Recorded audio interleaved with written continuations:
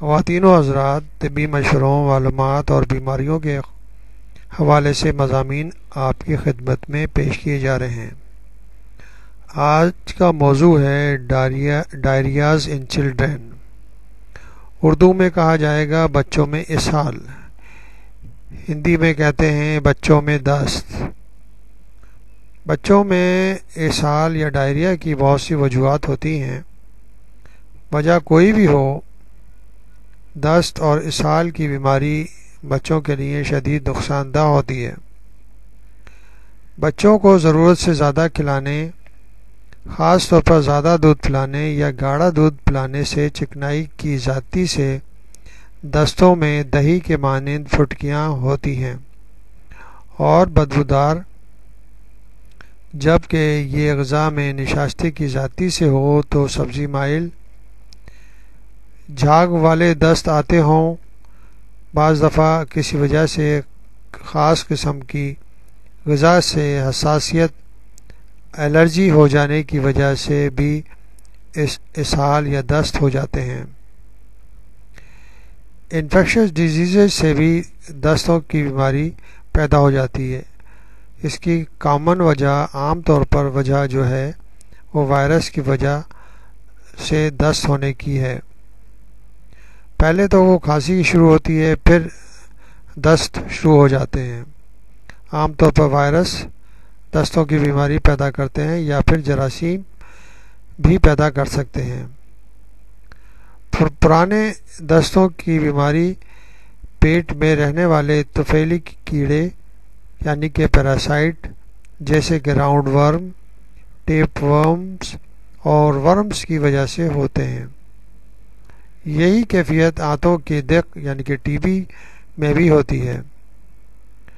بچے کے اسٹول پاس کرنے کی تعداد میں بڑھنے لگتے ہیں، پھر ہلکا سا بخار اور قے وومیٹنگ شامل ہو جاتے ہیں۔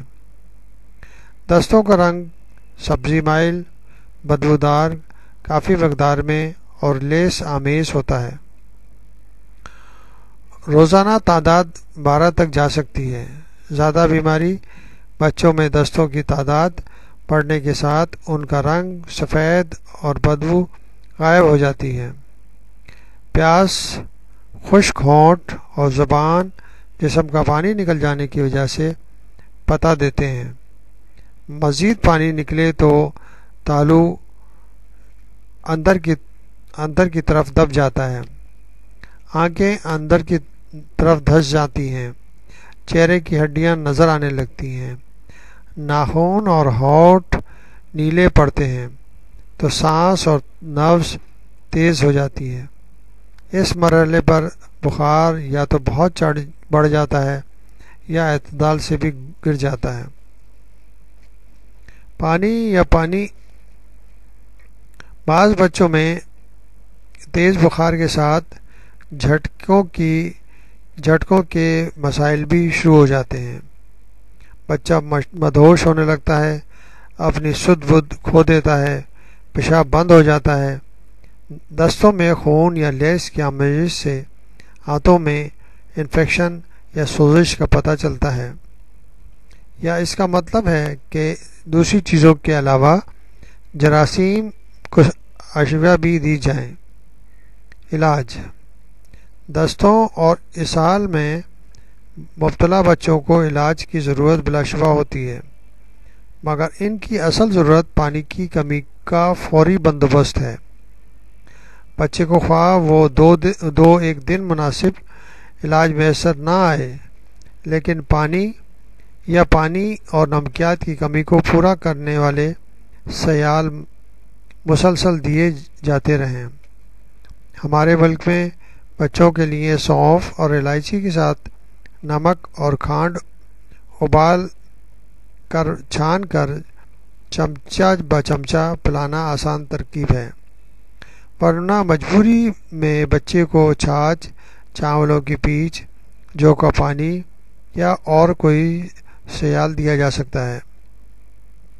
عالمی ادارہ صحت نے ایسے بچوں کے لیے ORS کا نسخہ بنایا ہے۔ یہ صفوف تمام سرکاری اسپتالوں، زچہ خانوں، خاندانی منصوبہ بندی کے مراکز اور مرکزی ٹیکہ سے مفت ملتا ہے۔ اس مرکب کو ایک سیر صاف پانی میں حل کر کے بچے کو دن بھر میں پلایا جائے۔ یاد رہے کہ اس مرکب کو اگر گرم کیا جائے تو زہریلا ہو جاتا ہے، اور پانی میں گھولنے کے بعد دوسرے دن تک پڑا رہے تو بھی زہریلا ہو جاتا ہے۔ اور اگر سارا پانی ایک دن میں نہ پیا جا سکے تو بقایا رات کو پھینک دیں۔ اگر گلوکوز میسر نہ ہو تو اس کی جگہ 40 گرام چینی ڈالی جا سکتی ہے۔ بھارتی ماہر ڈاکٹر گول والا نے ملکی حالات کے مطابق ایک آسان نسخہ بنایا ہے۔ گلاس میں 4 انگلی کے برابر پانی ڈال کر اس میں 2 چٹکی نمک، 4 چٹکی کھانڈ ملا کر اس میں لیمبو کا تھوڑا سا پانی ڈال دیں۔ اس کا ذائقہ آنسوؤں کی طرح کا ہونا چاہیے۔ یہ پانی ORS کا بہترین نبل بدل ہے۔ امراض اطفال کے پاکستانی ماہر ڈاکٹر واسطی نے دستوں میں مبتلا بچوں کے لیے نمکیات کا ایک نہایت عمدہ سیال تیار کیا تھا۔ ORS سے ہر لحاظ سے زیادہ مفید اور جامع بھی تھا، مگر ہماری حکومت نے اپنے ملک میں اس کو رائج نہ کیا۔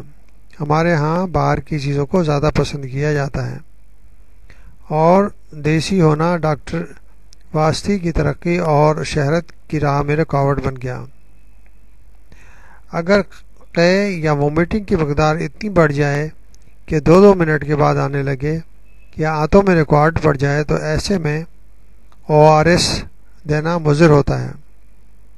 اس حال دستوں کے دوران بچے کو معمول کی غذا اسی طرح دی جائے۔ کمزوری دور کرنے اور قبض پیدا کرنے کے لیے سیب کا جوس، سیب سے بنی ہوئی غذائیں جیسے کہ ایپلونا دی جا سکتی ہے۔ کیلا اور پتلی کھچڑی بھی دیے جا سکتے ہیں۔ ادویات: وہ تمام ادویات جو پیچش اور اسہال دستوں کے لیے مفید ہیں بچوں کو دی جا سکتی ہیں۔ ان میں بچوں کے لیے خصوصی خوش ذائقہ شربت بھی ہوتے ہیں۔ پرانی ادویہ میں سلفاڈائزین اب بھی شہرت رکھتی ہے۔ پانی کی کمی اگر زیادہ ہو تو اس کو پورا کرنے کے لیے ڈرپ لگائی جا سکتی ہے، مگر یہ کام بڑے احتیاط اور ایسے اداروں میں ہونا چاہیے جہاں خون کے ٹیسٹ خصوصی طور پر کیے جا سکتے ہوں، کیونکہ اس امر کے چشمدید گواہ موجود ہیں کہ مریض کی حالت کے مطابق اگر گلوکوز وغیرہ کے بعد انجیکشن کا نسخہ تبدیل نہ کیا جائے تو اس کی موت واقع ہو سکتی ہے۔ پروفیسر فہمیدہ جلیل میو ہاسپٹل میں بچوں کی بیماریوں کی شعبہ کی سربراہ ہیں۔ انہوں نے بچوں کے اسہال، دستوں اور اس کی روک تھام کے بارے میں ایک بڑا خوبصورت رسالہ تیار کیا ہے، جس کا کارآمد اقتباسات کا خلاصہ یہ ہے۔ اسہال، دستوں کے اسباب: مکھی، گرد، مٹی سے آلودہ کھانے پینے کی چیزیں۔ اسہال کی سب سے بڑی وجہ چوسنی ہے۔ دانت نکالتے وقت منہ میں رکھنے والے چھلے، کھانے پینے کے برتن اگر کھلے رہیں تو ان پر مکھیاں بیٹھتی ہیں۔ گاؤں دیہات میں بچے گلیوں اور نالیوں پر رفع حاجت کرتے ہیں۔ گندے پانی کے ذخیروں میں گلے ہوئے پانی کے پائپ جب گزرتے ہیں تو پیٹ کی بیماریاں پیدا کرتے ہیں۔ سوکھے اور کمزور بچوں میں قوت مدافعت کم ہو جاتی ہے، اس لیے وہ بار بار بیمار ہوتے ہیں۔ اسہال اور دستوں کی وجہ سے جسم کا پانی بھی خشک ہو جاتا ہے۔